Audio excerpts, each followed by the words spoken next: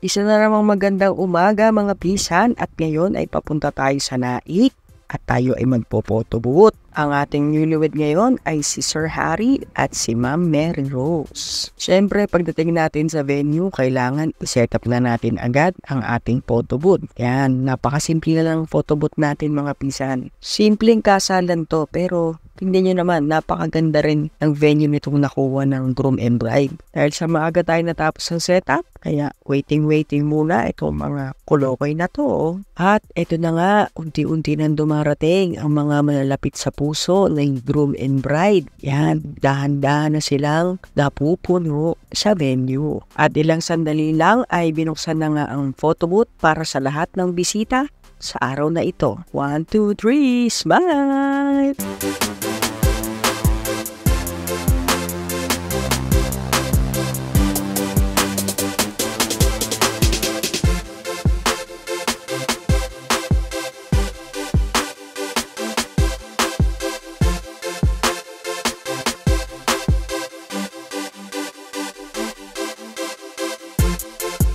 Ayun na nga, nagsimula na rin kami magtrabaho, nagprint ng picture, maglagay ng magnet at ibigay bilang souvenir ng lahat ng mga bisita. Go, go, go! Nga pala mga pis, ang ginagamit natin printer dito ay selfie Canon printer kaya high quality at long lasting talaga ang printout nito. Kaya maitatagay niya talaga ito ng matagal mga pisan. Siyempre, highly recommended din namin na ang gamitin nyo ay magnet para yung souvenir nakadikit lang talaga sa mga rep ng mga bisita nyo at di tayo makakalimutan, diba? Tuloy-tuloy din at non-stop for 2 hours ang ating photo booth.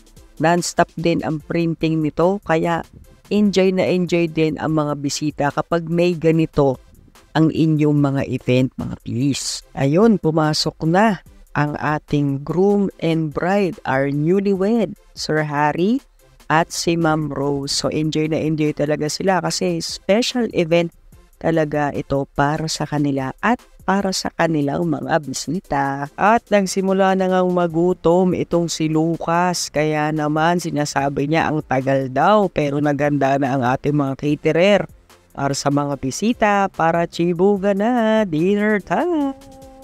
Dumating na nga pinakahihintay ng lahat, ang kainan. Sinakop na pati yung photo booth area. Pero ayos lang yan. Busog naman tayong lahat, pati na si Lucas at si Kuya Adam. Kaya thank you po. Mapapasabi ka na lang talaga ng sana all kapag may ganitong eksena sa harapan mo. Iba ang tagal ng kissing scene. Ibang klase. Siyempre tuloy-tuloy din tayo sa pagkuha sa mga bisita ng photo booth. 2 hours unlimited, non-stop itong photo booth natin. Hanggang sa magsawa silang kakakuha ng picture dito mga pis. Sige, post dito, post doon, tingin sa camera. 1, 2, 3, sa camera po ang tingin, wag po sa screen. At dito na nagtatapos ang video natin mga pisan. Maraming salamat sa inyong panonood. Huwag niyo pong kalimutan mag-subscribe. Thank you po!